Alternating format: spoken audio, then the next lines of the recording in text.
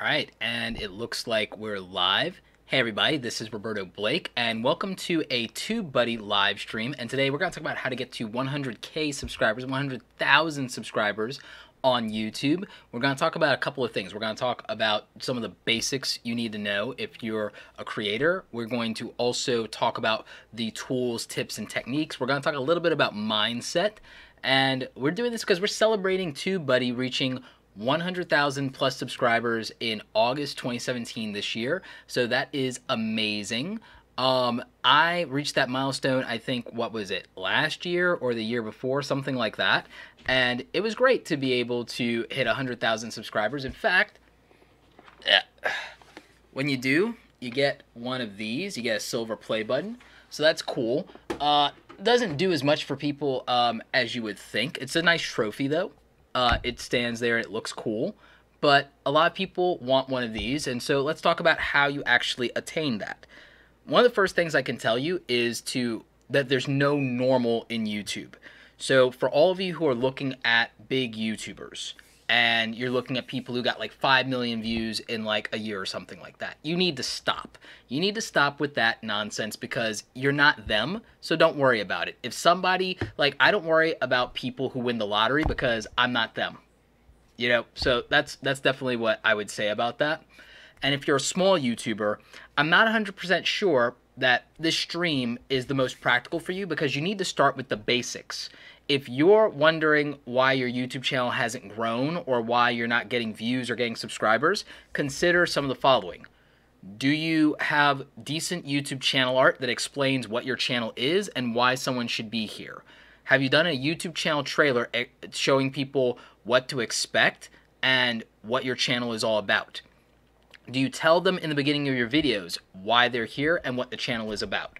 Do they know why they should subscribe? Is your YouTube channel focused on one specific thing that a viewer can say, this is why I'm here. I'm here because I'm a fan of Game of Thrones. I'm here because I like knitting sweaters. I'm here because I'm a skateboarder. Is there a specific thing that people can focus on when they come to your channel, and are you making that clear? Do they know when they're going to get videos from you? Do you have a consistent upload schedule? If you have not covered even some of these basics, you can't have the expectation that you're going to get views and subscribers, where none of us are entitled to an audience. None of us deserve an audience just because we put 4 hours into making a video, which, by the way, if you're a beginner, stop putting 4 hours into making a video. Keep it simple. Stop frustrating yourself. You don't have to do that level of Casey Neistat quality content just yet. Work your way up to that, because the reason so many of you are quitting is because you're putting 4 hours into a video that 10 people are watching and it doesn't feel worth it. But if you just do something that's interesting to you, or you speak honestly on camera, you go back to what the old school YouTuber mentality was, you probably stand a better chance of putting half an hour to an hour into a video and more people watching it than you trying to do this polished, high-end thing right off the bat when no one's paying attention to you. You work your way up to that. So, again, start with the basics. A lot of you are putting 4 hours into a video, but you're putting 30 seconds into a thumbnail. If people are going to click on something, they don't see your subscriber count when they see that thumbnail. They don't see that subscriber count when, it's posted in Facebook or Twitter. They see a thumbnail that you either did or didn't put time into. So that's something you need to really think about, is that think about how you watch YouTube videos. I almost guarantee you, let me know in the chat, when you guys are deciding to watch a YouTube video, do you go through the effort to figure out how many subscribers someone has before you click on a video? Like, literally, if you go through the trouble to decide how many subscribers someone has before you click on a video, type in the number 3. If you don't bother with figuring out how many subscribers someone has before you decide you're going to watch a video, type in the number 1. So if you check subscriber count before you click on a video, type 3 in the chat. If you don't, type 1. Most of you are saying no. All right? So I see a lot of ones here. We see a lot of people, almost no one looks at subscriber count before they click on a video. We're all clicking because we saw a title and a thumbnail that's interesting, right? So there you go. You guys see it for yourself. Proof's in the pudding. You want to know how to grow a YouTube channel? Think about how you behave. Think about how you watch YouTube videos. How do you watch YouTube videos? How do you find YouTube videos? Do you find YouTube videos because they're in your recommended? Do you find YouTube videos because you searched for them? Do you find YouTube videos because a friend shared them or someone talked about it? So I think that those things are kind of important. If you look at your own user behavior, and if you look at if an audience is going to be people like you, how are you watching YouTube videos? What do you like? What drew you in? So if you think about all of those things, it makes sense that you can grow an audience on YouTube of people like you if you're analyzing how you watch your own, like how you watch other people's content. What made you a fan of Philip DeFranco? What made you a fan of John Hill or Sarah Dietschy? What made you a fan of Roberto Blake? What made you a fan of Photo Joseph? Like, what made you a fan of PewDiePie or Jacksepticeye? That's really important, because the most important thing you can do to grow an audience is to understand an audience. If you take the time to understand those first 10 people and why they subscribe to you, then, hey, Evan, how are you? Evan, did not forget about your collab. Got to send it to you after this. But like if you bother to analyze why people watch you, and then you see that's 10 people, 20 people, you can figure out why another 100 people, why another 1,000 people would watch you. And so that would definitely matter. And so I just think that that's something we all need to think about and we need to consider a little bit more in the conversation, is what makes us decide that something is worth watching. You know, I think that we take that for granted sometimes with an audience.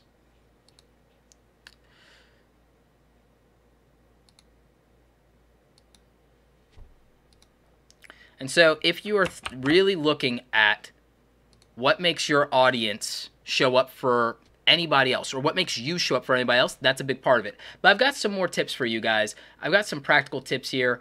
In fact, I think at the end here I'll link up to an article with literally, I wrote this back when I had 50,000 subscribers, but I have an article up here that has 100 tips you can do to grow a YouTube channel. And so I'm going to go through a few of these.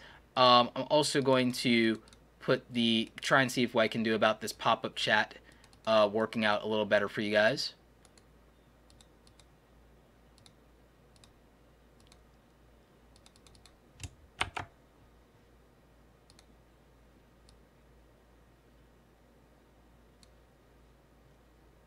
There we go. At least I think that's looking a little better. Maybe not. But one of the things I will definitely say about growing a YouTube audience is it doesn't happen overnight. You can't have that expectation. You can't think that it's just going to happen to you just like that. So obviously you need to have a consistent brand. All of your stuff needs to look right. I say have attractive thumbnails, have a great channel piece of artwork, have a good profile thumbnail pic that kind of makes sense. I'd also say pay attention to your about section. That way if someone's commenting and they hover over you, they know what your channel's about when you're commenting on other people's stuff. When you comment on other YouTubers' videos, don't promote yourself and don't do sub for sub or any of that nonsense. It doesn't really work and it doesn't get you active subscribers. Be the funniest or the coolest or the most interesting person in the comment section. I guarantee you that that will do much better for you than trying to promote your channel. I think getting people to realize you're cool instead that you're trying to get something out of them is definitely the way to go. I mean, how many of you are going to be like that interested in somebody who just wants to get something out of you versus somebody that is genuinely interesting and is also taking kind of like an interest in you as a person? Because, I mean, I like people who take an interest in me as a person, and I respond to that a lot better than I do people who are just trying to get something out of me. Like, I think all of us, we see people who want to get something out of us, and we run the other way, right? So I think that that's kind of important to take into consideration, is that you have to really think about what it is that's going to turn people off and what's going to turn them on. And so, you know, I just think that that's something that we take for granted. Is I think that most people take their audience, whether it's one person, 10 people, or 100,000 people, they take them for granted. So yeah. We got a couple of questions here, and we got a few that have come in. So Let's see. First question is, how long should I wait before uploading my first video? I think you should upload your first video when you're ready to start making videos. So I think that that's important. I think that like people are somehow waiting for subscribers before they make videos, and that's backwards. Why should we subscribe to anybody who hasn't made videos yet? So I just don't think that that's fair to viewers to expect them to subscribe and they have nothing to watch because that's going to make you feel good to make videos. I think that too many people are looking for YouTube followers and viewers and things like that and subscribers as a validation and as the motivation to keep making content, which is backwards. You should be making something and then people who are interested in that decide to be part of something with you. And so that is great. But if your motivation is the applause of other people, you're not going to get far because you can't control that, and you don't like whatever they want is going to end up dictating your whole life, and that's terrible. That's terrible. Imagine your whole life being dictated by strangers over the internet making you perform like a dancing bear. I mean, I don't think that people want that. I think people think that they do and that they want to be famous, but we see that it doesn't work out when people do that and it blows up in their face. So, I mean, I think you have to show up, do the thing you like, do the thing you love. If that's Star Wars, like Alex from Star Wars Explained, loves Star Wars, wanted to make short Star Wars videos because everyone was doing 20-minute videos. He didn't have time for that, and so he did Star Wars Explained. It used to be 1 minute, 2 minute videos, and it's great, and now he's at 300,000 subscribers. Prince from Urban Acolytes does Star Wars stuff. He likes to get into the metaphysical aspects of Star Wars and also debunk theories, and he's up to over 50,000 subscribers. I mean, so you can do what you love. There are people in the Game of Thrones community like The Last Harpy, like with over 100,000 subscribers, just talking about the thing that they love. The Harry Potter community, the booktuber community. I mean, you have the opportunity to find like-minded people if you just do good content that you like. And the thing is, like, I grew up in a time when the internet was like very new and very primitive, and like I would make things. People are like, I spend all 4 hours or an hour making videos. Why should I do that if nobody's watching? You realize how many hours I spent sketching and doodling stuff all day that there were no likes, no thumbs up, no comment section. It was just what it was. I mean, so if your motivation is that, my answer is that it's going to be hard on you. I'm not saying that you're wrong. I'm not implying in any way you're a bad person or that you're attention seeking. It's just that if that's how you're going to like validate yourself, I think that there's going to be bigger problems that you're going to have to deal with later on. External validation like that, it's fickle and it goes away, and we've seen it happen in YouTube and go away. Is it worth blocking comments that are clearly spam or just leaving them as a comment? I block them because the people in the comment section, they didn't come here for spam. They didn't come for people to self-promote. Someone's asking, why is sub for sub bad? So if I came to the comment section to talk to someone about Mario Kart, I'm not interested in finding out about your bowling YouTube channel. I'm not interested in your gun YouTube channel. I'm interested in talking to other people who dig Mario Kart. So when I see you doing sub for sub, or I see you promoting your channel, I'm turned off and you're dead to me. Even if you had a cool channel, you had a better chance of just having a real conversation or responding to the fact that I like Mario Kart and drumming up that with me, and then me being curious about you. Maybe I would have subscribed then, but by you asking for it, it's never going to happen. So beyond all the technical reasons sub for sub is bad, 1, it disrespects the original creator. 2, it disrespects the comment section because people ain't come here from that. I know, like, any of you guys come to the comment section of a video and are excited to see people promoting their channel, or are you annoyed? Like, you know, so type in, like, the number 3 if you're annoyed whenever you see people do sub for sub. Like, and I know some people say, oh, it's going to help those kids just starting. No, it doesn't. It doesn't help them. Getting those subscribers and then having subscribers and having nobody watch does not help them. And again, if they think, but oh, that's going to motivate me to see that number, if seeing that number is the only motivation someone has to make videos, they are not going to be successful on YouTube. I'm going to say that. I'm going to draw a line in the sand. I know that some people don't like that, but you guys know that I just give the honest truth, is that sub for sub does not work. Sub for sub does not help. We already talked about it earlier. Nobody here, for the most part, ever comes to a video because they see a high subscriber count. They come to a video because of the title and the thumbnail. they don't check the subscriber count first. So that validation, the idea, but if I see someone has a bunch of subscribers, I'm going to like, a garbage video is a garbage video, an uninteresting video is an uninteresting video. So it doesn't matter. It doesn't matter. And then how do you explain every YouTuber starting at 0 and then getting subscribers? It wasn't that. All About Road is asking, how do I get my first 100 subs? Watch my video on how to get your first 100 subscribers. Create real content. Like, people want subscribers, but they're not making content. People say, well, I'll make more content if I get subscribers. If you're a viewer, that doesn't help you. If you're a viewer, that does not help you. So, if you're a viewer and someone's saying, hey, watch, like, subscribe and I'll make more videos, you're uninterested in that if you're a viewer, right? Because you're like, I want you to make more videos, and if you make more videos and I like them, then I'll subscribe. So again, you can't feel entitled. I think that one of the biggest problems with people approaching this YouTube thing and wanting the 100 subscribers, wanting the silver play button, is that everyone thinks that they deserve it, instead of people being more than willing to work for it.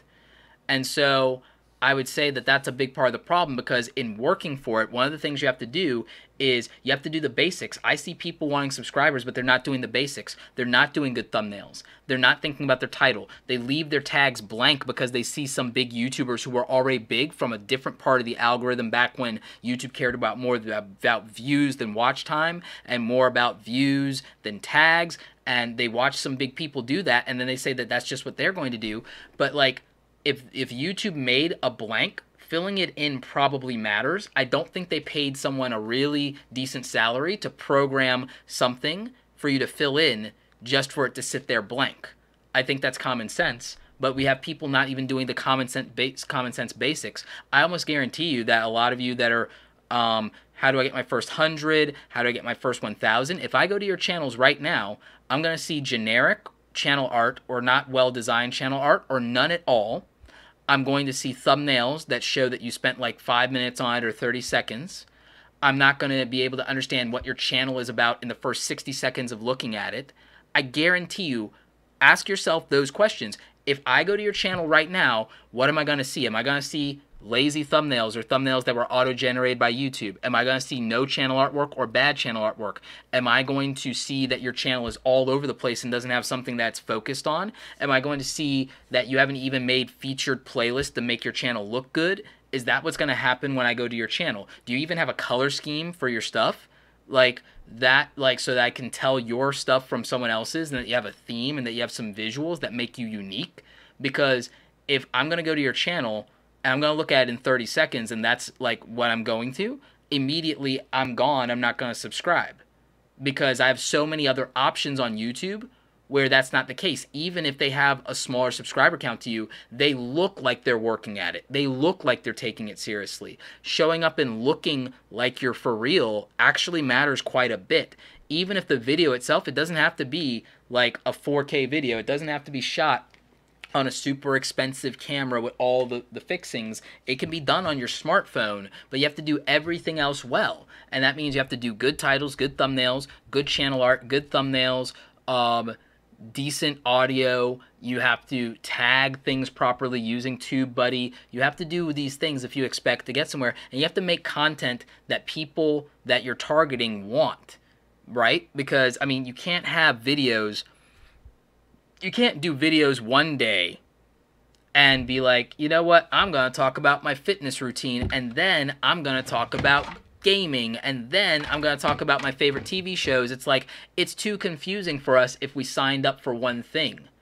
So I think that these are basic things that people just aren't doing, and then they're wondering why they're not getting subscribers, or why they can't build a following, or why YouTube is hard.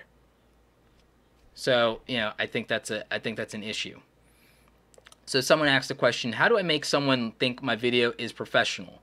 What is your definition of a professional video? I like to keep my videos looking pro because I like to watch things myself and think that it looks really good. However, I do not yet noticed that with my own videos.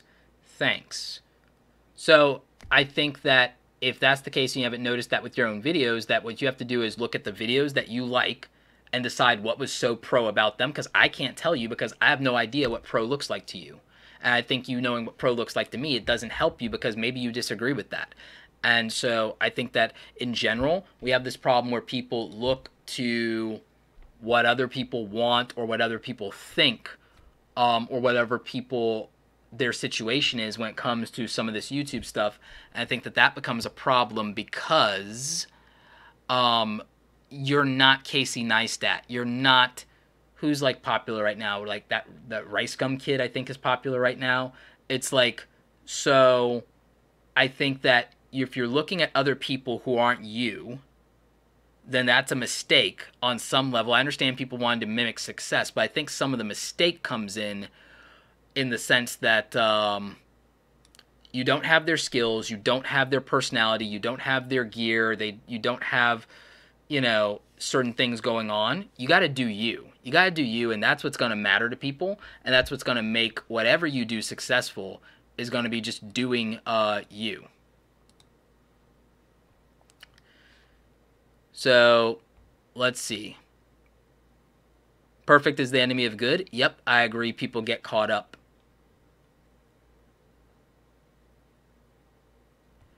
Exactly. You got to focus on what you have to say and what you want to put out there and not what other people are doing. But let's get into some more practical things that can help you.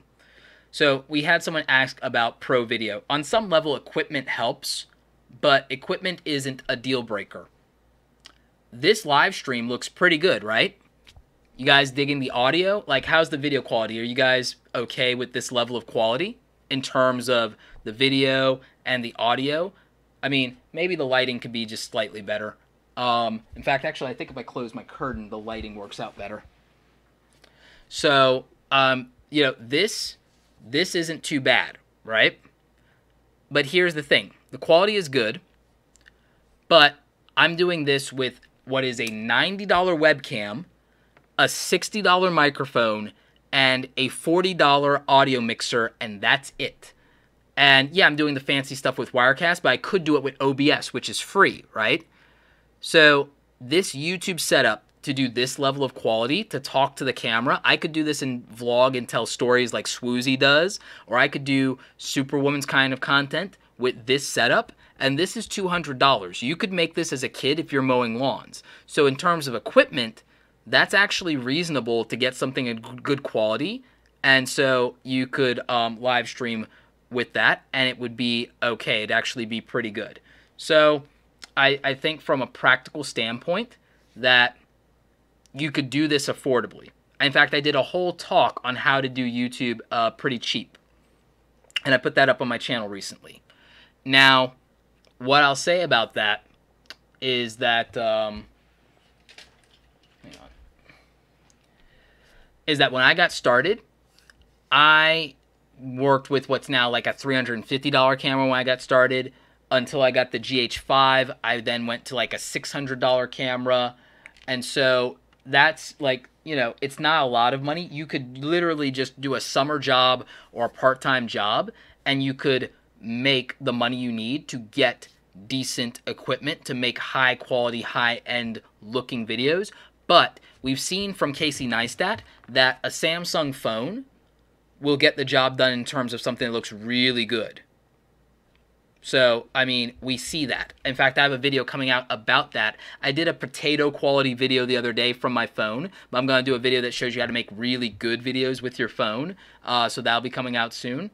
But in terms of equipment, I would prioritize audio. Maybe get a dedicated lapel microphone. You can get that for at least $20. If you want a really good one, you can get the Rode SmartLav Plus for like $80. In fact, if you want to see what gear I use, if you go to robertoblake.com/YouTube gear, you can see everything that I'm using, and it's more affordable than you might think. At least some of it is. And I also have somewhere in there a budget kit that you can look at, but it's not that bad to do quality audio. You can do it from $20 to $200. You can do quality audio, right? And when I started, if you even look at some of my early videos, I did it with like a less than $20 microphone, and the quality is just as good on audio. In terms of good lighting, if you had to, you could get an LED panel light for $36 from Newer with 2 E's, and you could use that, and it's bright. It's so bright. Or you could use the setup that I used for like 2 or 3 years from Square Perfect. It was a $120 lighting kit. Again, if you go to robertoblake.com/YouTube gear, you can find that. And that's how I got good lighting. Again, $100, good lighting, but you could do it for $30 or $60. The camera I was using, the DSLR camera I was using was a Nikon, and it was $350. No flip out screen, but it came with a lens. I just used the kit lens, and that was fine. You could get bokeh and the blurry background if you buy another $50 lens to put on top of it and use manual focus. So you could do that. In terms of stabilization, I was using like a $20 tripod when I got started. Today, I mostly shoot on like a $70 Manfrotto action tripod or my like $200 monopod when I'm out and about sometimes. You don't need one of these $500, $600 tripods. I mean, if you have an expensive camera, you kind of want one to take care of it. I have a heavy-duty tripod that's $150. That's just as good as the $600 tripod. But you could do it for, like, again, you could do a tripod for a regular DSLR that's not that heavy for $25. And so that's practical. Good memory cards. I would say get like a 16 or 32 gig memory card for your camera. I mostly shoot on 64 gig memory cards now.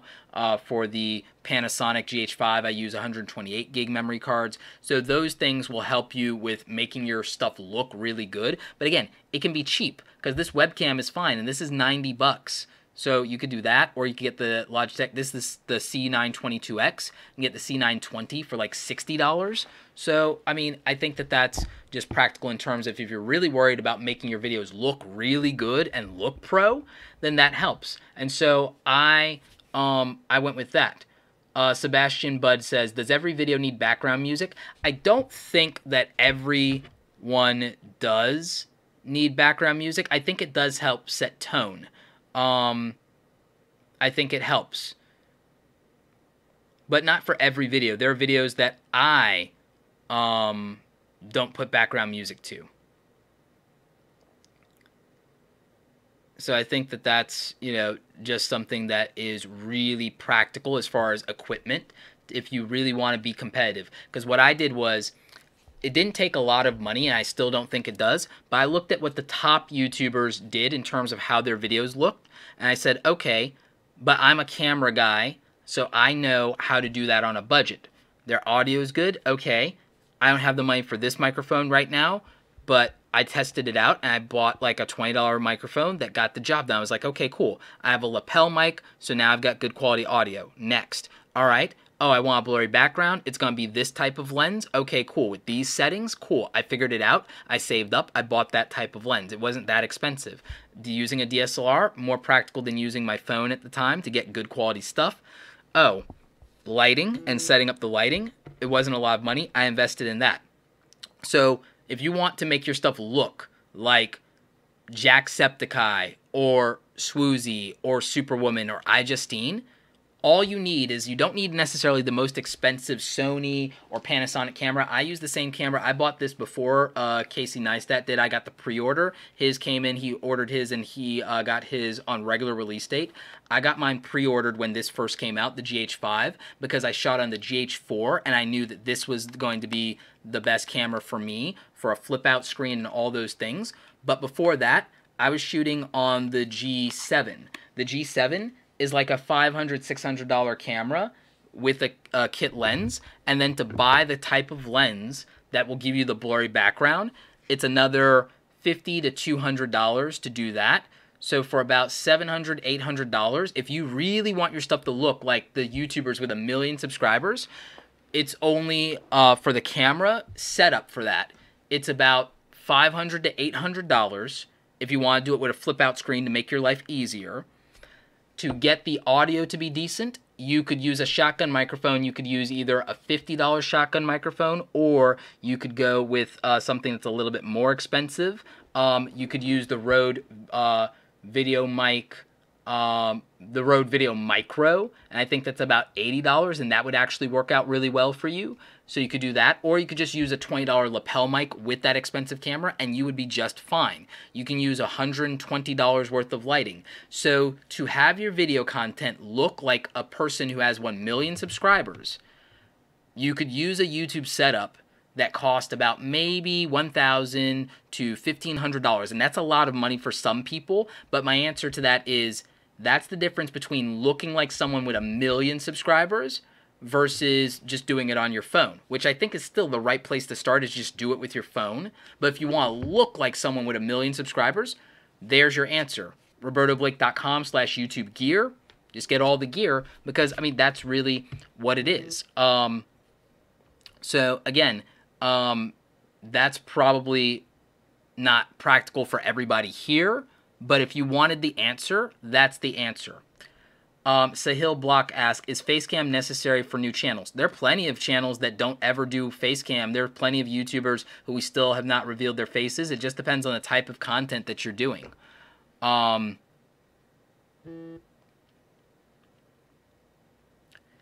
Ohana asks, I have a question. How much do you think channels, artwork, and profile picture are important? I know they are, but right now I don't have any idea of these, and my audience tells me I need them. Listen to your audience. Listening to and understanding your audience is really important. I've always felt those things matter because I think that presentation matters. I think that aesthetic matters. And I think in an age where people have so many options that they pay attention to it. Phantom of Darkness. Any recent changes to YouTube's algorithm the past month that I should pay attention to? Watch the regular videos on my channel in the YouTube How to Grow a YouTube Channel section if that's something you're interested in. Nothing comes to mind. Sebastian Budd asks, my experience was that you can compensate for bad audio with background music, so it's an advantage in the beginning, I think. Up to a point. It depends on how bad the audio is.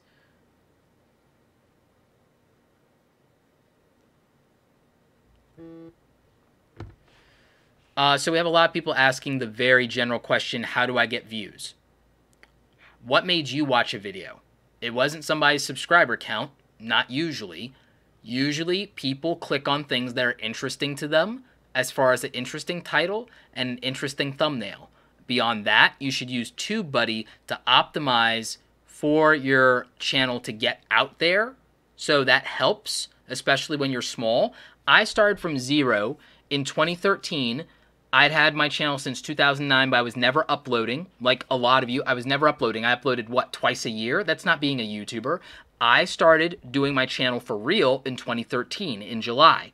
And I had 0 subscribers.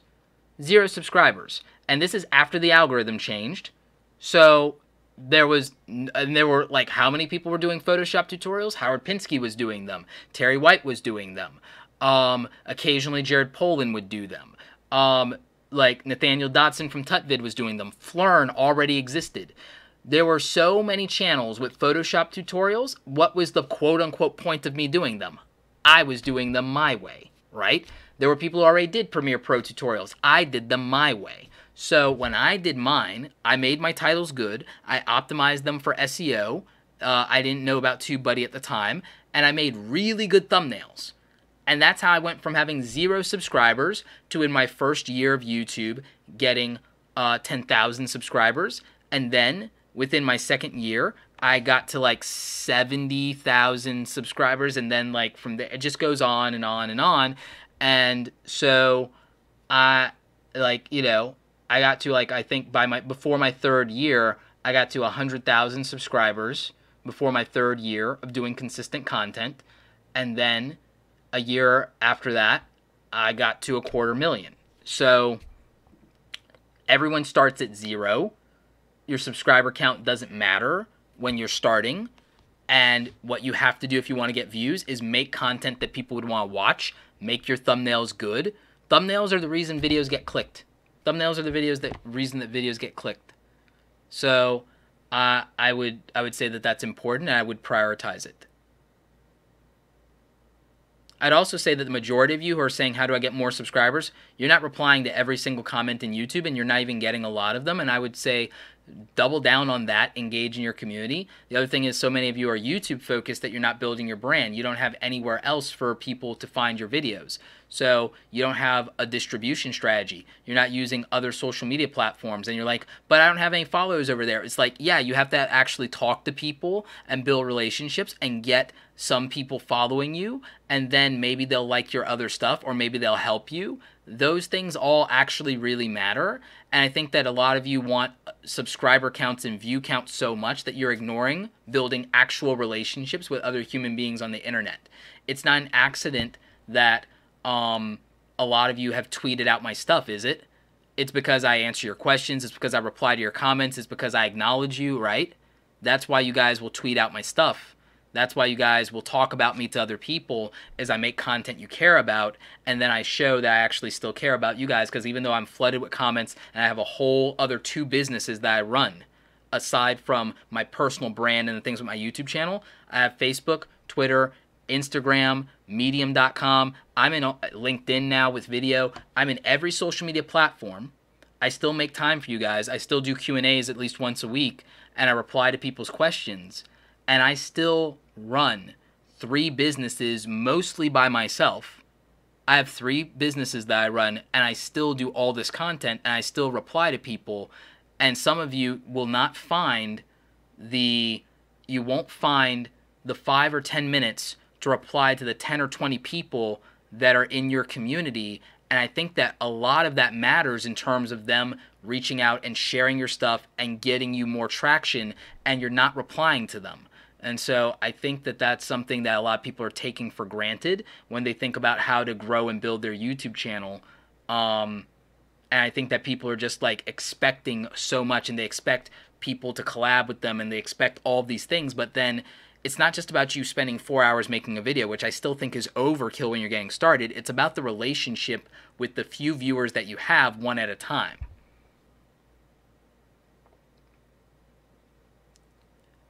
CyberGan says, I don't get much views in spite of making good tech videos. How can I change this? How can I overcome this? You're saying your videos are good, but like, is the community saying your videos are good? Because we don't get to really decide what a good video is. Viewers get to decide what a good video is. And you say you don't get any views, but you've got like 64, 83 people viewing your thing. So are those 83 people nobody? Are they 0? So I would think about that. And like, you know, I think that what would probably help is much better thumbnails and much better channel artwork, because I took a peek at this channel real quick out of curiosity, and it's exactly what I said will happen, is that if I go to some of y'all's channels and y'all are telling me I do good content or I do all the things you say, you're not, because I go to these channels, I look at what people got going on, and I had everyone asking me to, can you check my thumbnails, please, and everything like that, and I'm going to, and I don't need to check your thumbnails, and I'm not being rude when I say that. I'm like, I don't need to check your thumbnails. Go look at the search results for every other video that you're making a video like, and you tell me on a scale of 1 to 10 where your thumbnail is, and be honest with yourself. You don't need me to tell you how to fix your thumbnail. You know. You don't need to tell me whether your thumbnail is good or bad. You know. Go look at the other channels' thumbnails that show up in a search result next to yours and ask yourself objectively, honestly, what you would click on, or put those in front of other random people and ask them which one's going to get clicked. And that matters. I think that most of us are, like, even me, I think that a lot of people, they don't objectively look at their content or their branding or their thumbnails or their artwork, and they think it's good because they did it. If they were a stranger looking at everything else that's out there, I don't think that it turns out the same way. I think that most of us just can't be honest with ourselves sometimes about our content or about our branding, and it's our baby, right? Like, but I look back at like some of my old artwork from years ago, and like when I was a kid and stuff like that, and I'm like, Jesus, why did I think this was good? I thought it was good because it was mine, and because at the time, it's what I was pouring my energy into and my heart and soul. And what I neglected is, does that matter to anybody else? And the answer is usually no. Because when we are viewing people's content, we're not viewing it because they put 4 hours or 8 hours into it. We're reviewing other people's content because we're getting something we thought we wanted and something that looked good to us. What they think about their own stuff probably doesn't matter to us. And again, I see a lot of people asking me, and I'm taking peeks at your stuff, and it's like, guys, I don't think the far majority of people want like constructive criticism. And the thing is, I don't like necessarily outside of clients. I don't like reviewing people's channels sometimes because like I think it comes off harsh. I think it comes off discouraging, but I think like that realistically people are not being honest with themselves about the objective quality of what they're doing and how it actually looks. People are asking me to do it. I don't think they want me to do it, to be honest. I think that most people will get discouraged because I think people are working really hard on their stuff, and I don't think that in some cases my criticism is going to be productive because even though it's actionable and it's accurate, I mean, I'll give you a primary example. Someone, I'm not going to call them out, someone just asked me, could I please look at their stuff and tell them what to do? And the first thing I notice, I go to the first video, and it's a vertical video in YouTube when all anyone has to do, if you're going to use your phone, is flip your camera horizontally and do the video the right way for YouTube. It's not even respecting the viewers enough, and then people want views and subscribers, though. But no one is interested, if it's not Instagram or Snapchat, in watching a vertical video. If it's not Facebook, Instagram, Snapchat, why am I watching a vertical video? And why am I watching a vertical video in 2017 on YouTube with black bars on the side? Why is that still happening? See, you guys don't want me to necessarily go in on some of your stuff because it's basic things.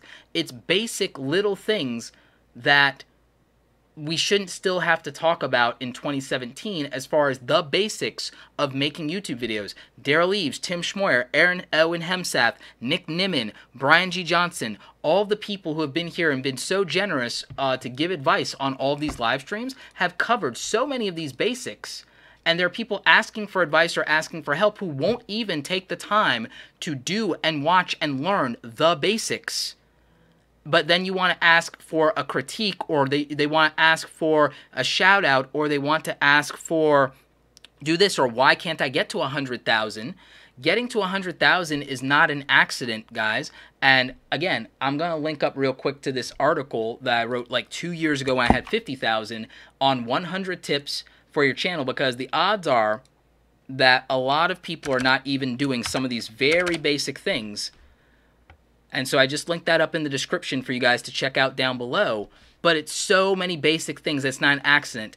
And now volume of content matters, because if you want to get more subscribers, having 3 videos a week, 5 videos a week, it matters because every one of those videos is a shot for more people to come into your community that could then have a choice about what they subscribe to.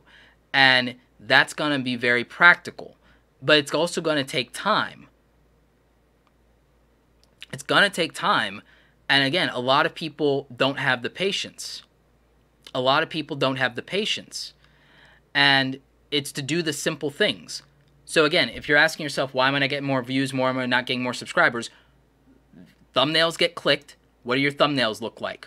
Do your thumbnails look like, out of everything that's going to show up on someone's YouTube homepage, out of everything that's going to show up in the search, then what do your thumbnails look like?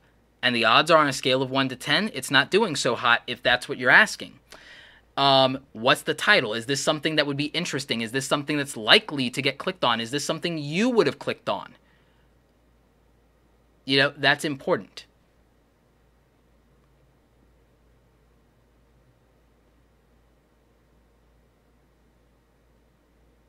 So I'm reading some of your questions here. Malevolent Elephant asks, is 100 subs in your first 2 months pretty decent? There's no normal. Don't look for a normal. Don't look for a timeline of how long does this take, because it's everybody's individual thing. It's like asking what age should you get married at. Some people have successful marriages if they're doing it at 20. Some people have successful marriages at 40. Like, there's no when should you do that, or there's no measurement of when that's the right thing.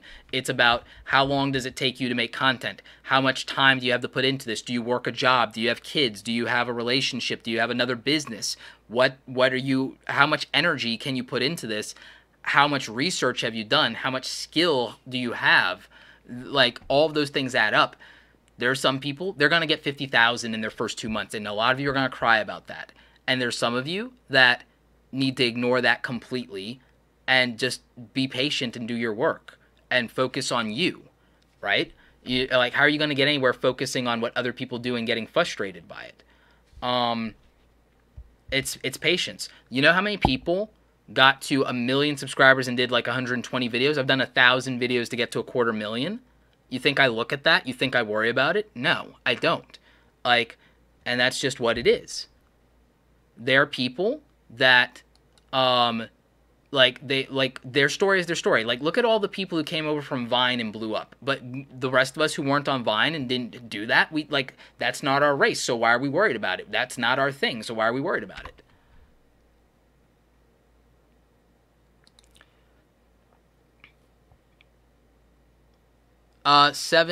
The 7 TikTok says, any opinion on being a personality versus providing direct value via lessons, tutorials, etc., and its impact on growth?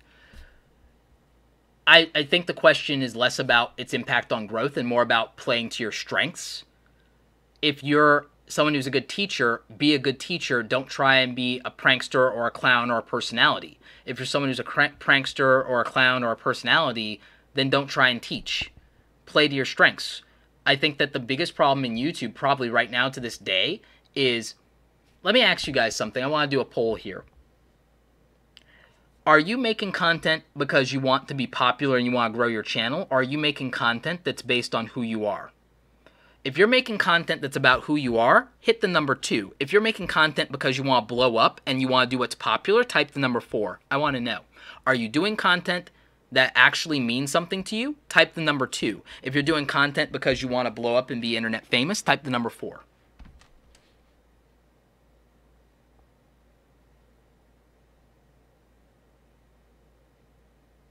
And a couple 4s, but overwhelmingly 2s. Okay. So if you're making content based on who you are and what you like and what you're interested in, then focus on doing that and just doing it as well as possible. If you want to make content that you like, then try and get better at your filmmaking and polishing that. Get faster at editing. Stop spending 4 hours on it and figure out how to make something you like and challenge yourself. Figure out how to make something you like in an hour or less that you're happy with, that looks good.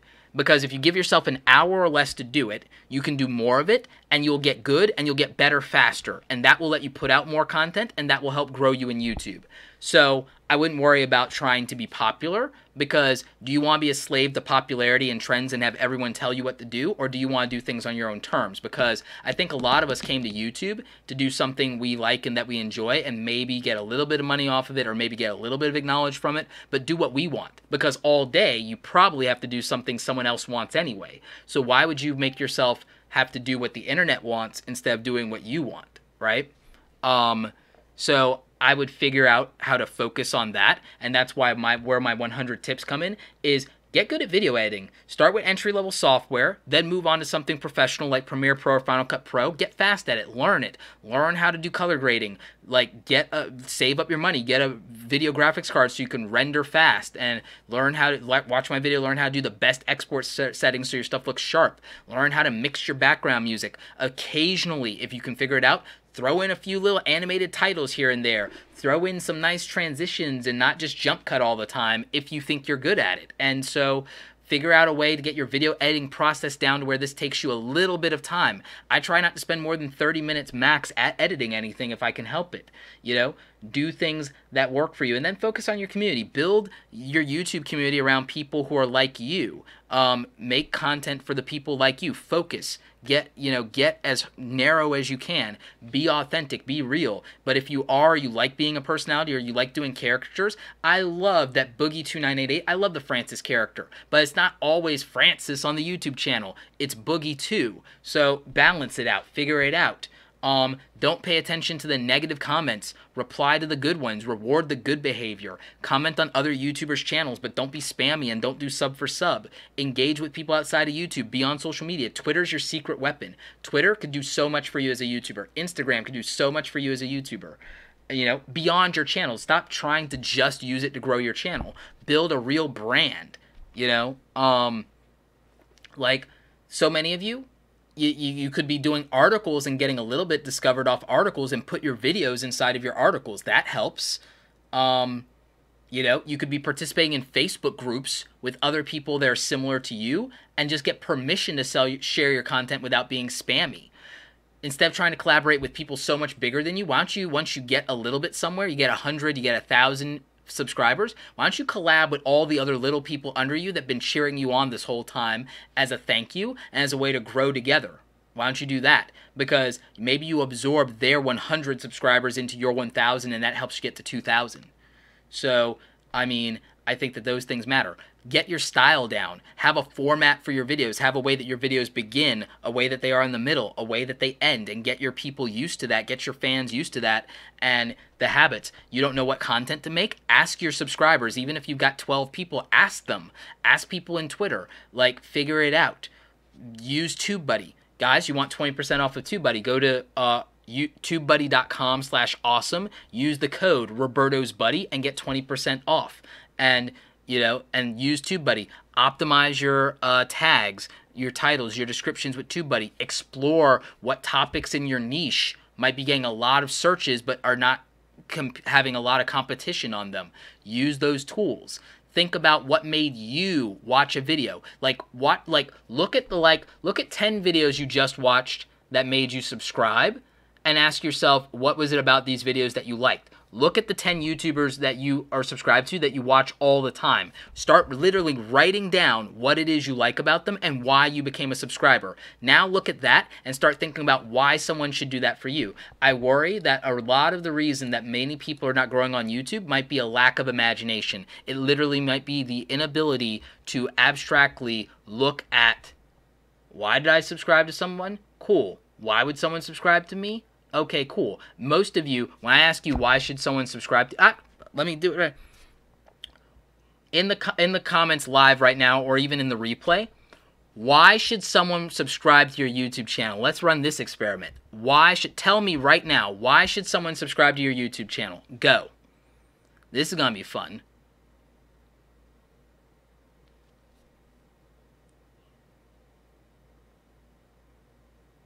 So I'm looking through your comments.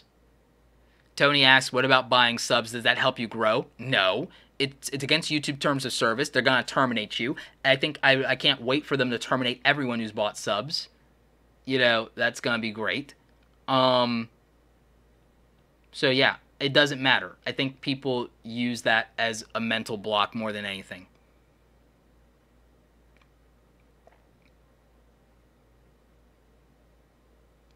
You know? So, yeah. So I'm seeing people. Okay, good. Like, all right, I see some of these replies. So, look at this. Someone says they should subscribe to my camera because I do gaming. PewDiePie does gaming. Jacksepticeye does gaming. Like, Zelda Master does gaming. What about you doing gaming should I subscribe for? And what if I don't like gaming? I guess I don't subscribe to you. So you have nothing to offer, like that's way too generic. Like, someone says, cool stuff in tutorials. What's cool to you isn't cool to me. Tutorials on what? Like, you see what I'm getting at? No specific thing. Like, so, okay, like, that's generic as heck. Like, next. Like, that's why people are writing you off, possibly. You know, that's, like, someone says, I think I can provide some kind of entertainment and bring smiles to people's faces. Generic, barrel, bottom of the barrel, YouTube, why someone should subscribe to me.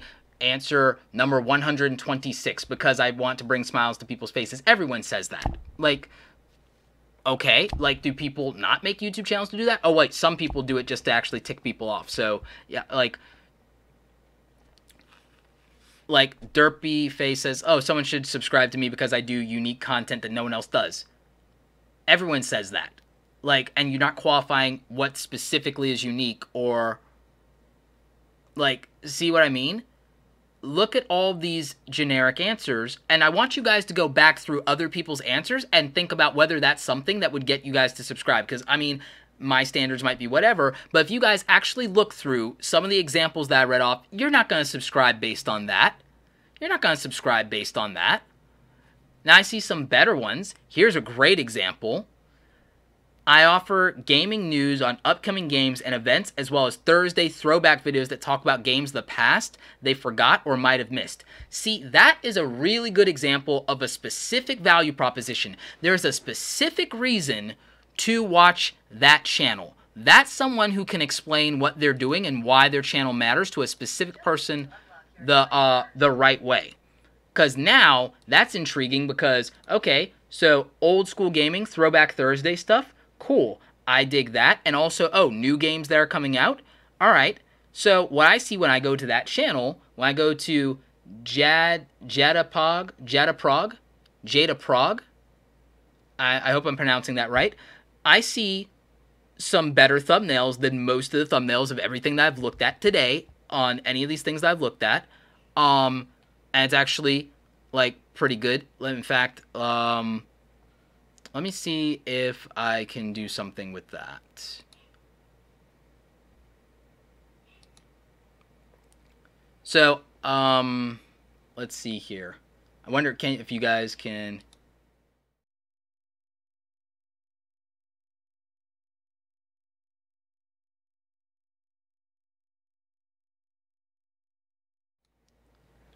So guess what we just saw? Pretty decent thumbnails, good channel artwork. She's got 38 subscribers, but she's getting decent views for that subscriber count. But guess what? Pretty decent thumbnails. And really good channel artwork. And a really good profile picture. And that was, and again, when she explained what her channel was, I offer gaming news on upcoming games and events and Throwback Thursday videos that talk about games of the past. That's a very specific value proposition. That is crystal clear that for me, who hates most of what's on the YouTube gaming genre right now, I would probably get into that because the Throwback Thursday thing out of everything, and that intrigued me a little bit. And then the gaming news on upcoming games was like, oh, well, maybe. But like, I like the fact that it was phrased as news instead of reviews. That was different. So, again, that's how you explain your channel well. That's how you explain your channel well. But most people don't explain their channel well, and then they expect people to subscribe, or the value of the channel is not specific enough. So, I mean, that's what I find to be a problem. So a lot of you have the expectation and you say why someone should subscribe to you, but it's not the value proposition that most people or anybody would want, and then it's too generic a lot of times. It's not specific. Primary example, if I explain my YouTube channel, it's like, my YouTube channel is about creative entrepreneurship. It's about educating and motivating creative people. It's about artists, photographers, YouTubers, filmmakers. If you're somebody who's a creative, if you're somebody who doesn't want to be a starving artist, this channel can help you with tutorials, advice, and encouragement. That's a very specific value proposition.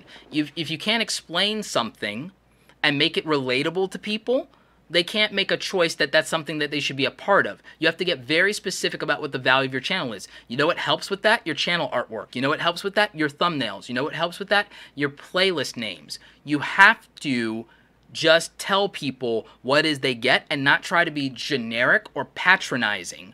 You can't just say, oh, I want people to watch my channel because I want them to feel good. You have to get specific. Who's your target audience? Why does this matter to them? You have to be intentional. You have to be intentional. It matters. You're asking for 5 or 10 minutes of my time. Why do you deserve that? It's like 5 or 10 minutes. It's like, oh, I could be mowing the lawn. Oh, I could be playing a video game. Oh, if I wasn't single, I could be making out with a girl. Like, it's so much that you guys are asking for 5 or 10 minutes of someone's life. Do you not get that enough to realize that you have to make the effort to make that very clear to them? Why that 5 or 10 minutes is worth it to click something? Because if it's not, we just go away. You know, we just go away. So we go through the trouble to click on something, and then it's vertical video in YouTube in 2017. You're dead to us forever. We're never watching again, right? We go through all that trouble to click on something that we thought was interesting, and you clickbaited us, you tricked us, gone, dead to us forever. So I think it really matters to get very clear and specific about what your thing is. I think branding it well, making it look good is important. And I think being able to be relatable on camera. A lot of people think, oh, why is it when people hit 10,000 subscribers does their channel grow? Do you know what the secret to that is?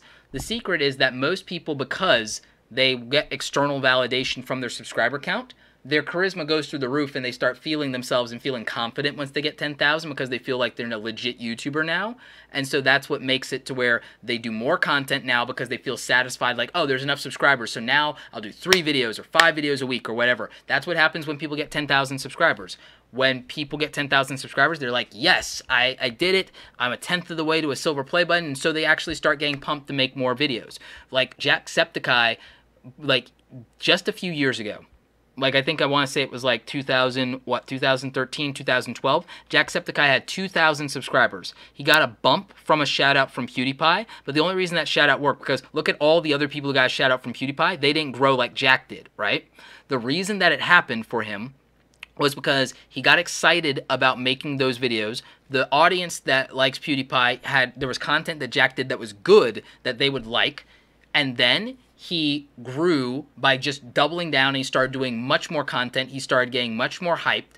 He had more confidence. There was a big change and shift in the way his channel worked and the way that he approached it, and he took it so much more seriously, okay?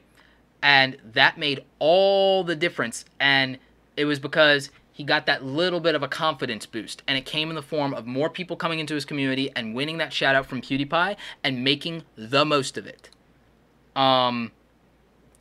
So that's why people grow after 10,000 subscribers, is it has much more to do with confidence, it has much more to do with charisma, it has much more to do with the fact that they feel invested in this than anything that actually happens programmatically in the algorithm. I'm not going to say that it doesn't help getting to 10,000 in the algorithm. It does a little bit, but like not by much.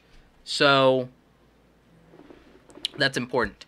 77 TikTok says, do you think daily content is too much if you're under a certain amount of subscribers? Some of my viewers said it was too much at times, but I'm still doing what I choose. If you can sustain it and you're not going to burn out, then yes, you can do that. If you can sustain it and you're not going to burn out, and you can optimize every one of those videos, and you can do good thumbnails for every one of those videos, then yes.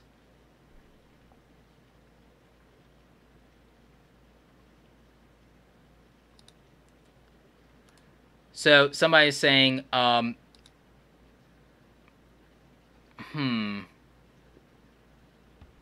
somebody said that they had really good branding, and among other things,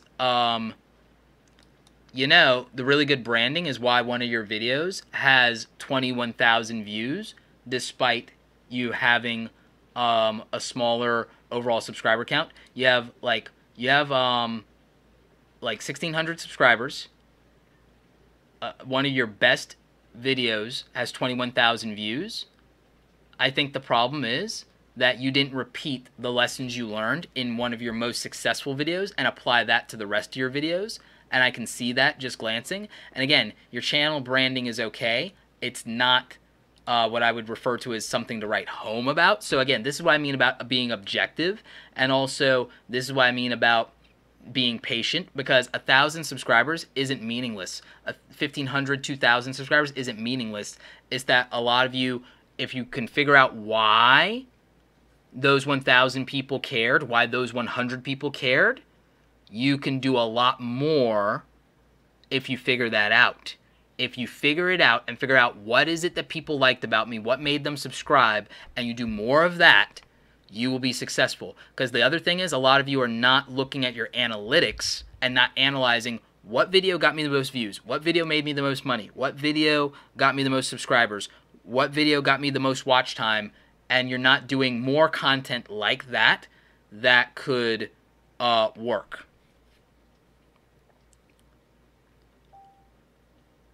Sometimes I'm not going to show what's on people's screen because, again, if I'm being a little harsh or critical, I don't want to embarrass anyone or call them out. So that's what it is. Andrew Kahn says, my thing is my films do better than all my other content, but they take the longest to do. However, my vlogs do well depending on where I went and what I did. It's all about finding this reason. So, Andrew, what I would say is if your films do better, do behind the scenes of your films and see how people respond to that. If your vlogs do good, then it's probably more to do with the title and the thumbnail than where you went and what you did. And you just have to figure out how to make a good, emotionally satisfying title and thumbnail, like, I guarantee you, even though it has nothing to do with what my channel would normally be, if I have a thumbnail with a pretty girl and it says she said yes, all of you are going to click on it. All of you are going to click on it. And part of the reason all of you are going to click on it is because of all the jokes I make about being single. If all of a sudden you see a girl in a thumbnail and I said she said yes, and it's one of my vlogs, you're going to click on that video, and it has nothing to do with teaching you anything. It's just that you're curious. You see how that works? And I know that every single one of you will click on it. I know for a fact you will. Like, and I've done experiments where I know that those kind of things will work. And as long as I deliver on what that says, it's not clickbait. And as long as it's a good video, it's not clickbait. But it's just the truth. Emotional triggers. Brian G. Johnson in the house. Brian! Like, the Rogue. No, it's not about clickbait. It's about the difference between being clickbait and click-worthy is honoring the promise of a video. It's clickbait if you don't honor the promise of a video. It's click-worthy if you triggered curiosity or excitement or rage. Like, I know specifically I can get views if I go, like, 5 reasons why I hate Fiverr. And if the thumbnail is me, like, or like, me with a red lightsaber and, like, glowing eyes and about me hating Fiverr, and then, like, 5 reasons why I hate, you will click on that. And it will be me going on a rampage. And there are people who will click on that just to leave me crap in the comments about disagreeing with me and why Fiverr, in their opinion, is amazing. But all you have to do is trigger an emotional response if you want people to click and have a really good thumbnail. Like, and that will work. And that's not clickbait. If you're honoring the promise of the video, then it's click-worthy. If I tell you I'm going to give you 5 reasons and I give you 4, then I clickbaited you. I didn't deliver on the promise, right? So that's the difference between clickbait and click-worthy. Golden Fires. I don't do shout-outs. There's one exception. I have a charity water campaign running on my Twitter, and anyone who donates $10 to that cause so that we can get clean water to people before my Friday live stream, they'll be shout out in that particular video, and that's the only exception that I do with shout outs because, one, I don't think they work, I don't believe in them, and so I'm only going to leverage them probably for charity, and so the only way I will do shout outs is to raise money for charity. And again, it'll probably not get anyone more than 5 subscribers, I'm pretty sure.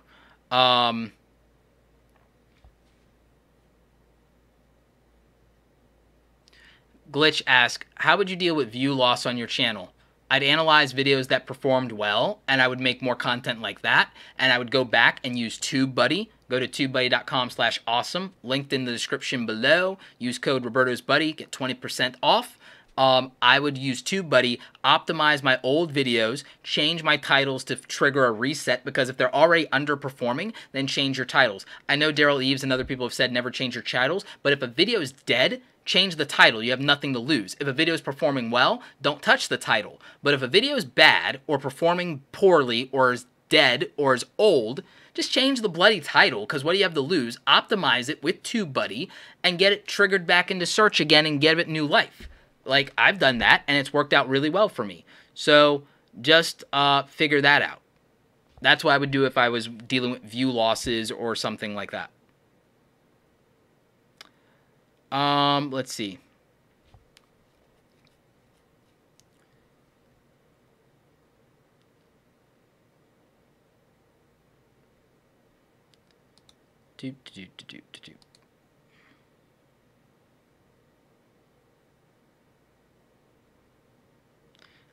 The Rogue asks, would changing tags help along with changing the title? Yeah, if they're optimized to rank and if they are something that people might search for, then yes. Yes. Bro Junk MC says, my videos don't show up on search Minecraft videos. Yeah, of course they don't. Minecraft is one of the most saturated things in YouTube, and it's probably really hard to optimize for that. You'd have to do something very, very, very, very, very specific in Minecraft to get that to rank in search. And so you're better off on something that saturated with Minecraft. If something you're doing is wildly saturated, then search might be hard unless people are not ever optimizing for that thing and you can rank for it in search, then yes. But if not, then what you would need to do is an emotionally satisfying title. Like, if I don't even know much about Minecraft, but like, if I wanted to get clicks on a Minecraft video without doing search or worrying about search, you know what I would do? I don't even play Minecraft, but I know this title. Like, most people click on this title. Minecraft ruined my life. Anyone who's a Minecraft person will click on that video if it shows up in their feed at all, because that's a title that triggers curiosity. Minecraft ruined my life. Okay, I can spend 4 minutes watching that. So, I would click on that out of curiosity, and I'm not even into Minecraft. So, I mean, if you're dealing with something that's saturated, then play to a emotionally satisfying title and a really cool thumbnail, and that will probably work. And again, when you see something works, do it. When something doesn't work, figure out why, and then make adjustments.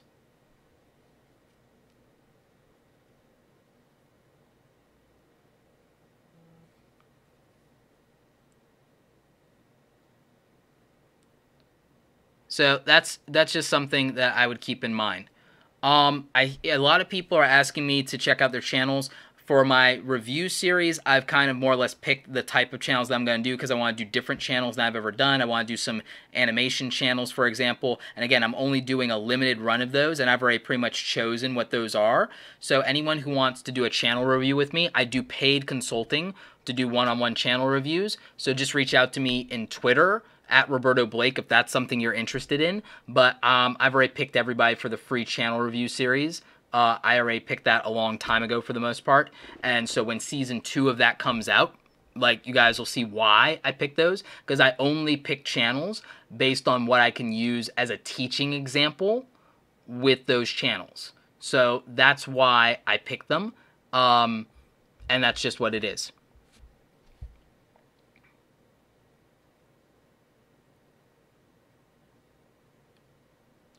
But let's see. Are tags important? Yes, tags are important. Tags are extremely important. That's why you need TubeBuddy. And TubeBuddy does other things besides tags. I use it also to see when the best time to upload a video is. And it does it based on the specific data of my channel. So, you know, that's important.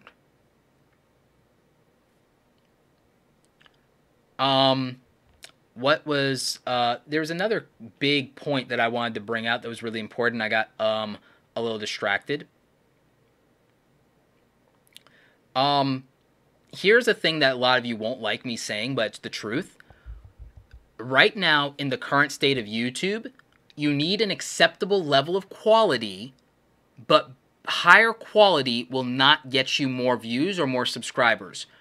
But quantity has been proven to do that. Quantity has been proven to get you more views or subscribers just because it's math.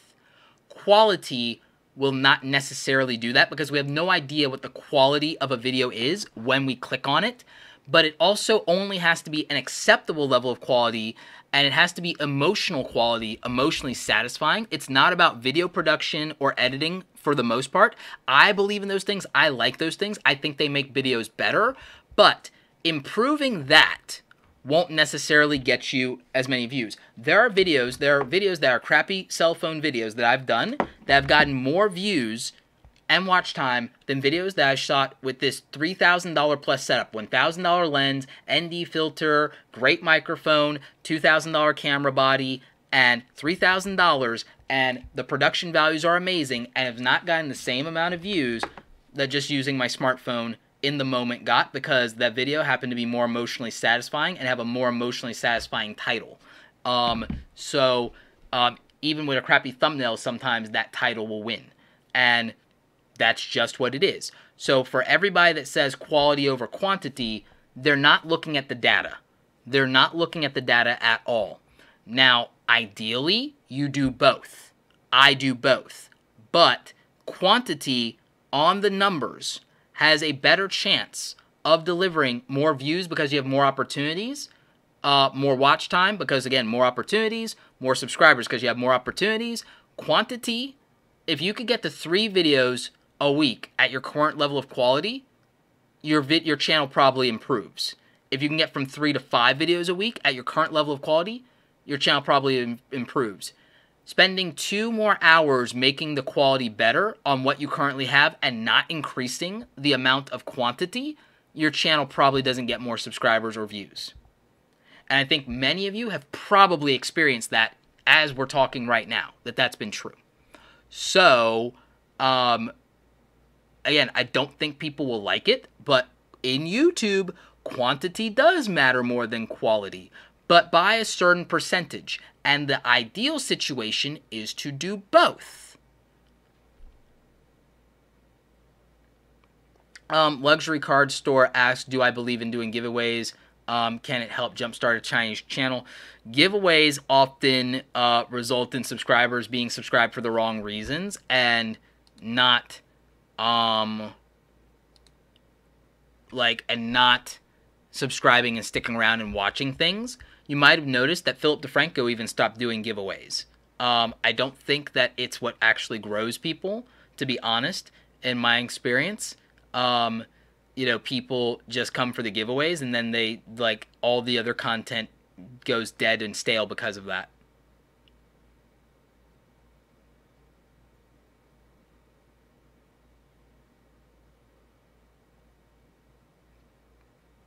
So I think that those things matter.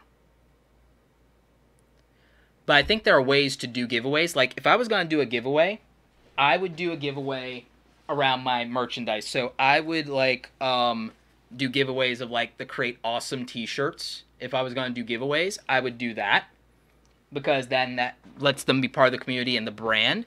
And, I would tag them in the Instagram. If they send me a photo selfie of them when they get the shirt, I would tag that in Instagram and put in my Instagram story and kind of shout them out there that way, and in Twitter, and tag them and probably follow them. So I would do a giveaway like that of my own merch. If you want to do giveaways, I would do a merch giveaway, right?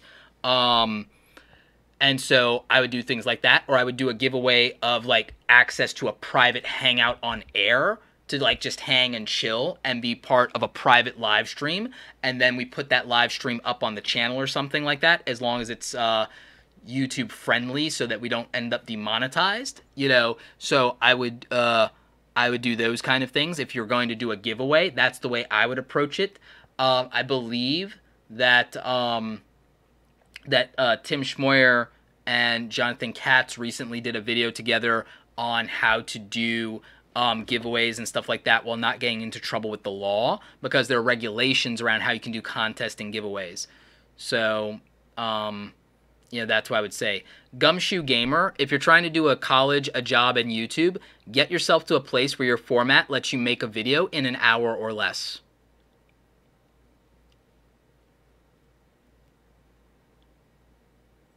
Yep, that's what I would say. All right, guys. 5-minute countdown warning on final questions and final thoughts, because I want to catch the Philip DeFranco show.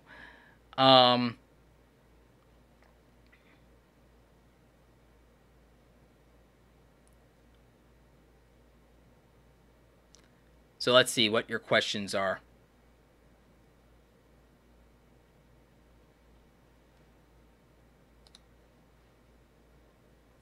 Hang on, trying to keep up with these questions now. If all the titles on videos are very similar, does it affect the responses in YouTube or viewers? I'm not sure what that question means. I think that kind of what you're asking is, if your title is similar to someone else's title, does it affect it? I would say that has a better chance of being promoted as a related video in the recommended, and also similar people who watched it would get it in their homepage. So it actually could be a benefit. So that's a possibility.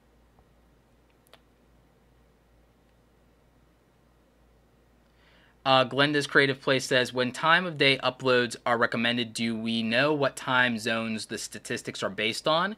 I'm in SoCal, so it's important to know. It could be 3 hours difference. Thanks in advance. Okay, so when TubeBuddy recommends the best times to upload, I'm almost positive that's going based off of the time zone that your channel is set for. So that's what I think. Andrew, can you confirm that? Like, what time zone is TubeBuddy set for when it makes recommendations as far as best time to upload?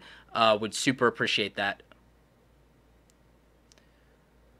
Emerald Mine 51 asks, what is the best type of video? The best type of video is the one that's emotionally satisfying and interesting for the type of viewer that you have.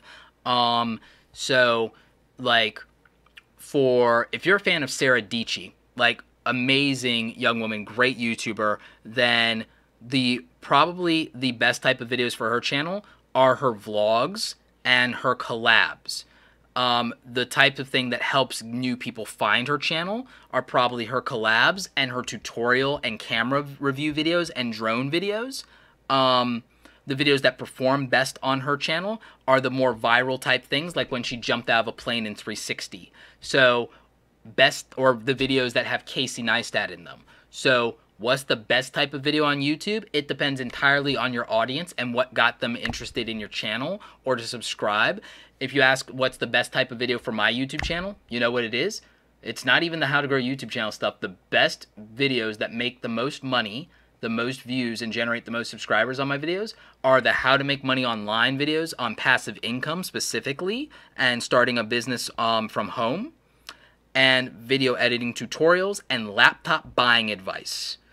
Those videos, and also career advice like how to become a graphic designer or a web designer, combined, like, those videos make more money and more subscribers and more views than to how to grow a YouTube channel stuff. If you watch my channel from most popular videos, but then on the back end, you'd also have to know how much money I make on certain videos. But, like, disproportionately, the how to grow a YouTube channel videos do very well for me, but it's like 3 other types of videos that make me the most money. And it's mostly the laptop reviews for obvious reasons.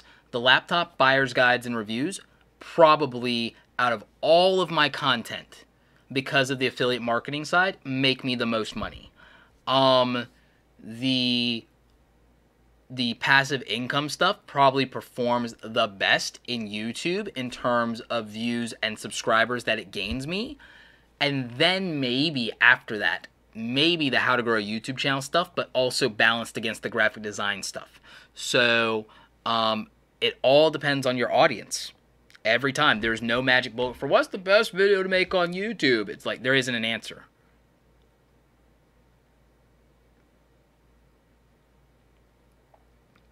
Nico asks, I've been on YouTube for a year. I put a lot of work into my channel.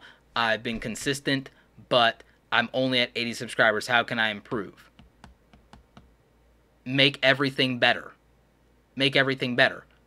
How do you make your audio better? How can you make your video better? How can you get faster at editing? How do you double your content? How do you optimize your tags better to rank? How do you make better thumbnails? What titles perform the best for you? Like, if you want your channel to do better, you have to do better at every single level. That's the answer. Would you recommend Windows Movie Maker as a beginning editing program, or no? If it's all you have, sure, but just get Adobe Premiere Elements or get a Creative Cloud membership or get HitFilm Express. Like, almost anything's better than Windows Movie Maker. So,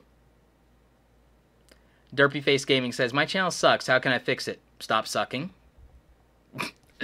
Real answer. Like, real answer. You know. Oh, my thing sucks. Okay, stop sucking. That's the answer. I mean, that's why I had to do in track. It's like, oh, wow, I suck. It's like, oh, the answer was stop sucking. Work out more. Let's see. Jimmy Changa, can you make a tips and advice video for public speaking? Actually, I have a few of those, and I plan to do more because I've been doing so much public speaking, and I have a whole spiel that I want to do about that. It's also going to be an upcoming course that I'm launching on building a personal brand. There's going to be a whole section on public speaking, but I want to do more videos about public speaking, and I'm definitely going to.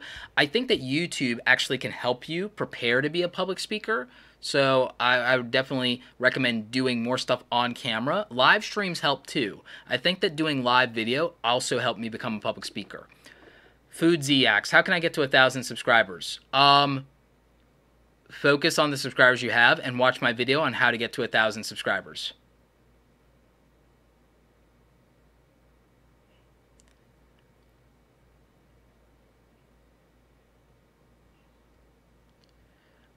Slick Death 97. Can you do a video on making good thumbnails and good channel art? Already did. It's on the YouTube channel. Links in the description down below.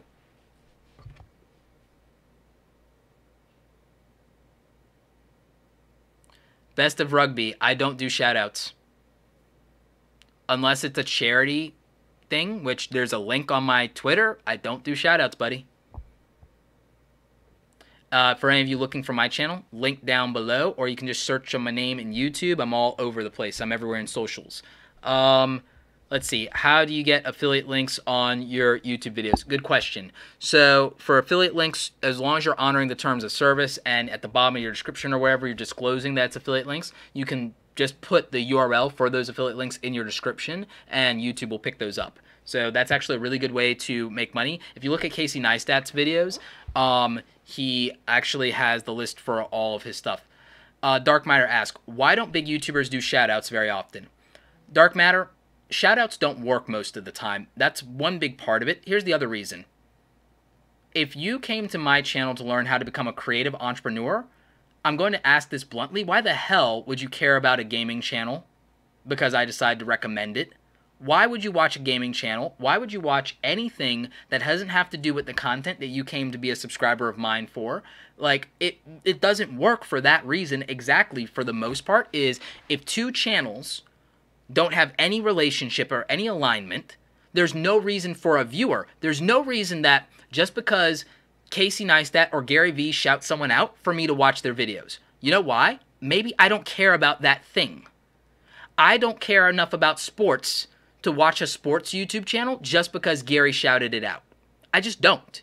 And so there's no reason for me to care, which means that he wasted like 15 minutes on that or 15 seconds on that or whatever it was for me to not care, versus if he had done the content he normally does, I care about that, right? So in some ways, people don't do shoutouts because it disrespects the audience. Sometimes they don't do it because they don't want to or they don't like to, and like, you know, nobody that I'm aware of, like, aside from, like, I think one time in the early days of the Ask Gary Vee show, like, Gary actually shouted out my channel, but it has something to do with his community, and it was more of people he was acknowledging that he sees hustling for real.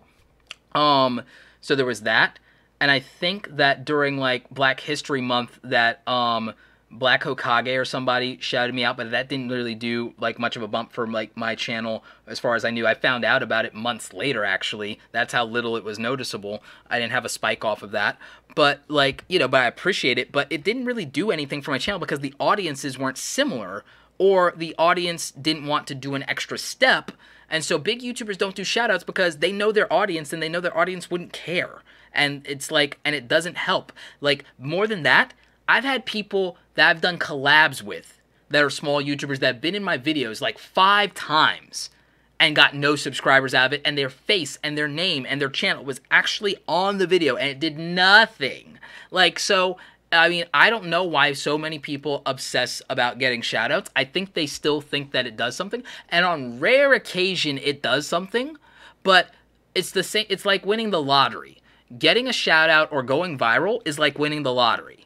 It's like, and the thing is, here's the thing. It'd be nice to win the Powerball, but you know what? I'd rather make $1 million on my own than win the Powerball.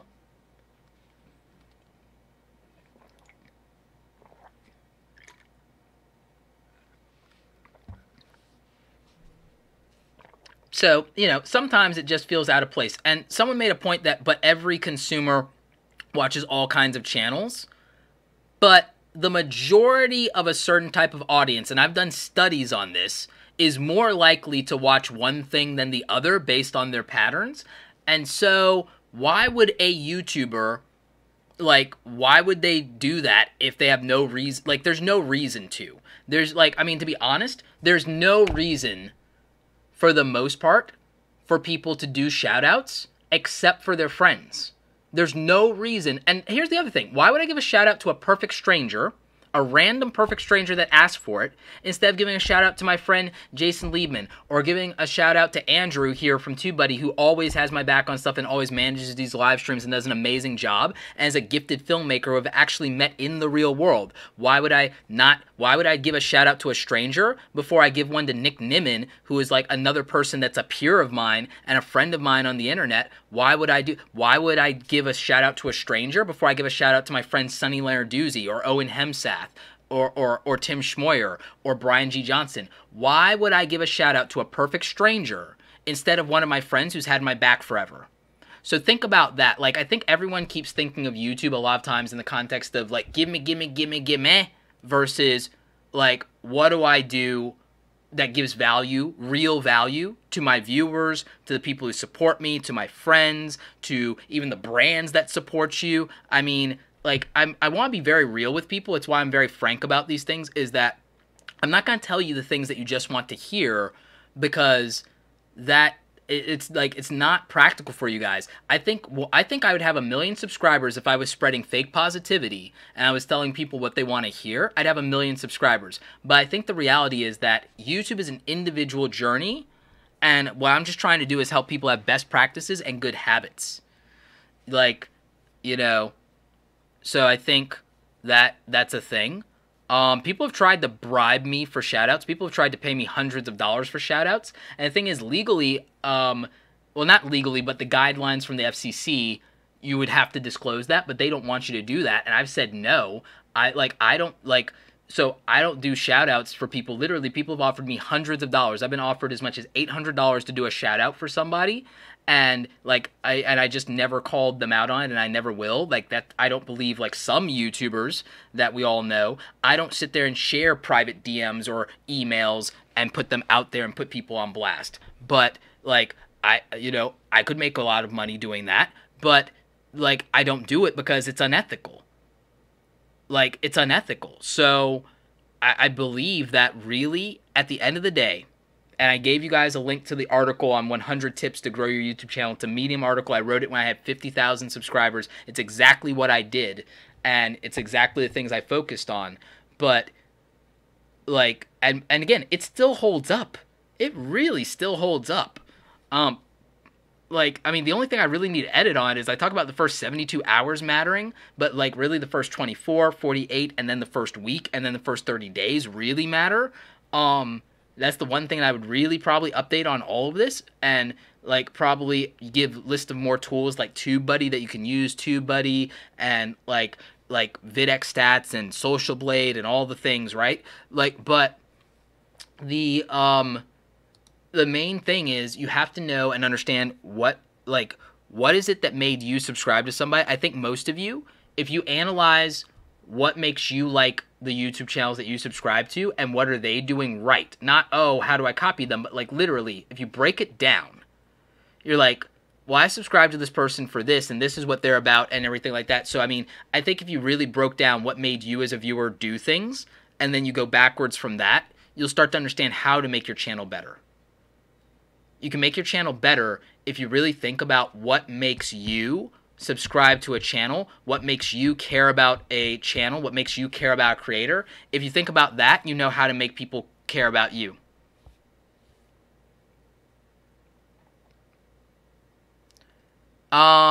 I wouldn't worry about translating as much of your tags if your audience isn't proven to be an international audience, but if they are, I would then do that. So it's a matter of that. I've talked a lot about what keeps me motivated. If you really want to know what motivates me to create every day, you should follow me on Instagram, because I talk all about that. Like, constantly. So I'm at Roberto Blake on Instagram if that's what you're interested in. Tech Tappa says, what do you suggest if your channel doesn't grow even after good videos and making custom thumbnails? I only get 2 views or nothing. Keep making good videos. Look at what you can do. And again, you're saying your videos are good, but are they? And are they good to the 2 people who viewed them? And have you done everything? Have you done everything? People say, oh, I've tried everything. I don't think so. I think most people haven't tried everything. Someone asked, what's more important, 100K views or 100K subs, or 100K views a day? Depends on what your goal is. It depends on what your goal is. There's ways to leverage both of those things. So that's what I would, think about, is what's your goal? Why do those things matter? Why do the views matter? Why do the subs matter? I mean, but again, breaking down, like, we're gonna, because I'm way over time here, guys. I should have ended this like minutes ago, but literally, I have a playlist on my YouTube channel that's all about how to grow your YouTube channel. I documented literally everything I did to grow to 250,000 subscribers. And it's not an accident that the TubeBuddy YouTube channel has grown to 100,000 subscribers, because it provided value. Dark Matter, there's no average on how much it takes to get to 100K. It's different for everybody. There is a very specific bare minimum of best practices that most small creators are not doing. And if you watch myself, Daryl Eves, Brian G. Johnston, Nick Nimmin, Sonny Lenarduzzi, Owen Hemsath, Daryl Eves, Tim Schmoyer, if you watch these people, you will find out what the best practices are, and you need to at least do that. You need to be consistent at doing all of those things for like at least a year. The first year, you need to buy Tim Schmoyer's book, 30 Days to a Better YouTube Channel, and you have a real challenge for yourself to do all the things in that book in 30 days. Because I guarantee you that your channel has a better chance of succeeding if you do that. And most of you are not doing that. And that's really the bare minimum. Is if you're saying, like, my channel's not growing, or I'm stuck, or I'm stagnant, I almost guarantee you haven't done all the bare minimum best practices. I almost guarantee you that maybe you've got TubeBuddy, and again, if you haven't, 20% off link and discount code down below is, if you got TubeBuddy, have you watched the videos on this channel and on my channel and on Daryl's channel that show you how to use TubeBuddy effectively? Have you bothered to learn how to use the YouTube dashboard? Have you learned what all these things mean? Because that's important. And so if you're not doing those bare minimum basic things, and then you're saying your channel's not growing, you have to really take a hard look at yourself and say, okay, I need to work on these things. I have a path for being more consistent. RJ and Charlene, I just put my videos in playlist the same day. I don't think doing it later matters or whatever. I think whenever you do it is fine. I think the difference is like 5 or 10%. I don't think it's going to make a difference.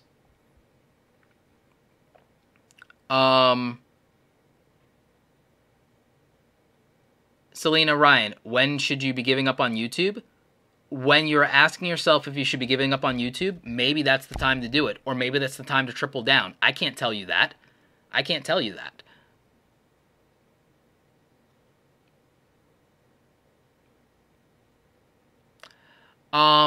Andrew, so here's what I'll say. Adding a video to a playlist doesn't matter as much as generating a new playlist, because generating a new playlist is a new content ID. Adding a new video at upload versus doing it later, it doesn't matter as much from my experience. In the last 1,000 videos, that I haven't seen that difference. Generating a new playlist is what matters.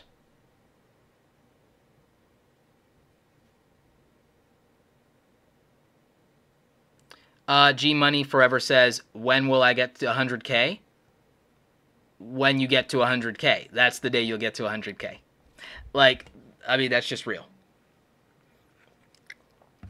Like, like, when are you gonna get married? When are you going to die? When are you gonna have children? It's like, when it happens, you'll know. Like, so I wouldn't worry about it. The reality is that it's different for everybody. There's no standard, there's no normal. It's all just, it's all just regular. Andrew, yeah, generating playlist for TubeBuddy, like, yeah, generating playlist is the thing that I'm talking about. Generating the playlist makes a difference. Adding to a playlist at a given time doesn't, but generating a playlist does, because it's a new content ID.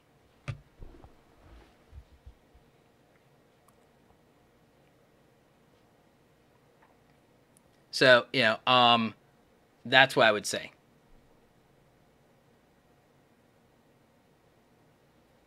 Oh, thanks for the congrats, guys. Someone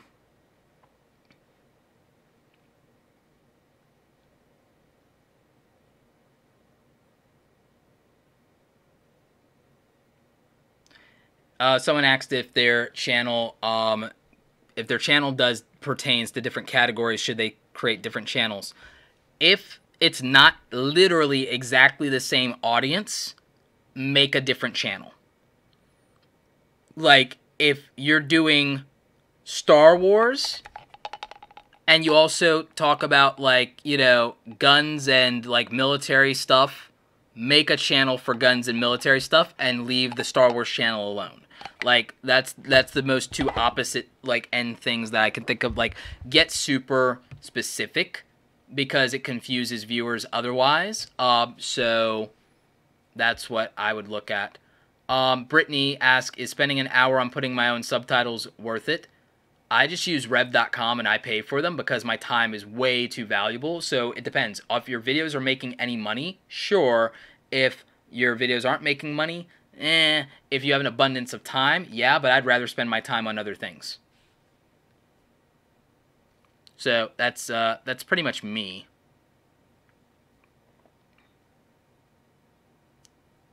So those are the things. But like I said, there's a lot of stuff that you should be focused on with your channel to build up to 100K subscribers. There's like some basic things that I think a lot of people aren't doing. Some people, they don't have a social media strategy for their channel, and it's really important.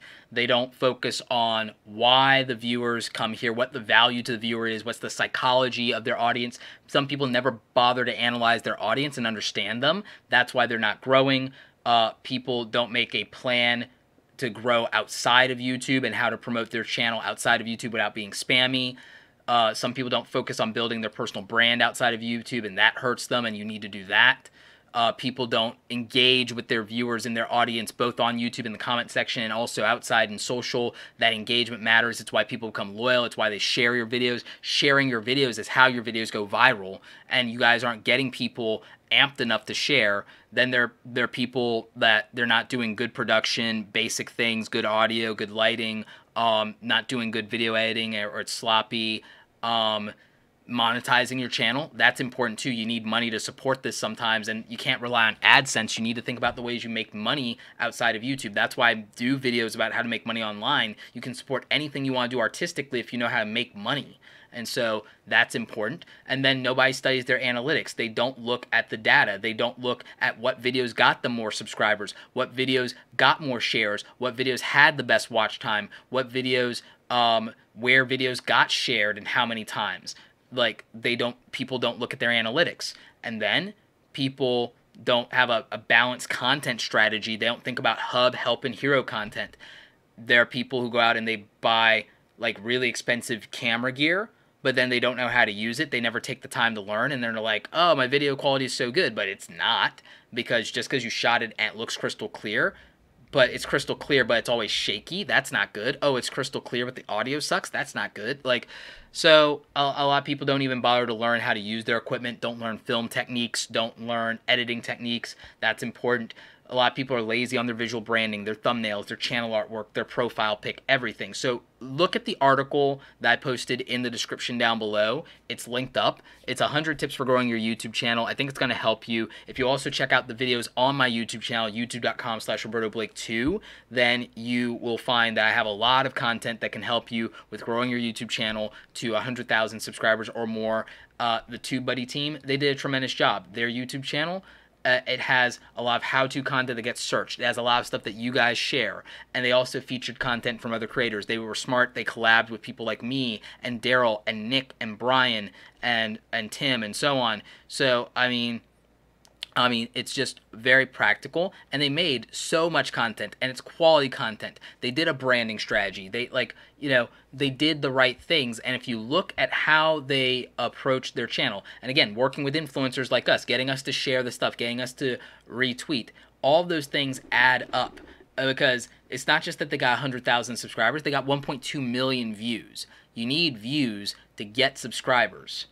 Okay, you need views to get subscribers, which means you need thumbnails that people will click on. You need titles that matter and mean something to people. Just because this video means something to you doesn't necessarily mean it means something to everybody else. So you can't be entitled. From a mindset standpoint, you have to think about what's in it for them. What's in it for them? They are asking, like, they're giving you 5, 10, 20 minutes of their day. What are they getting from that?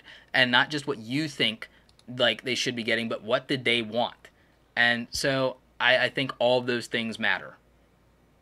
You know, Andrew, Phil, and the team, they've worked hard on this channel. And, like, it's not just about hard work. It's about smart work. So, again, best practices, people. I've covered a lot of it. And I linked into an article down below. So you guys should definitely check that out. Guys, thank you so much for all the wonderful questions.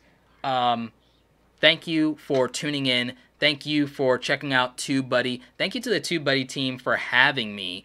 And again, just make sure you also make it very clear to what people get out of your channel. What's the value proposition? Explain your channel well. It can't be the generic, oh, I just want people to smile. It has to be something very specific. Are you going to give me the best Star Wars explained videos of all time? Are you going to give me Game of Thrones theories I haven't heard? Are you going to destroy video games and comic books from my childhood with reckless abandon? What's going to make me come back and watch your channel?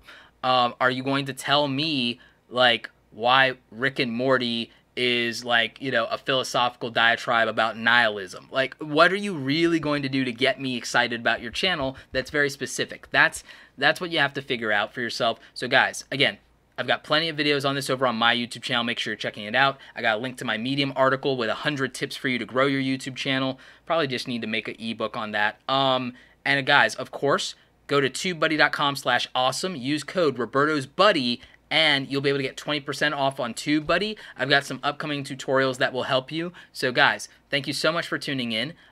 Thanks for everything. Go out there, create something awesome today. Take care.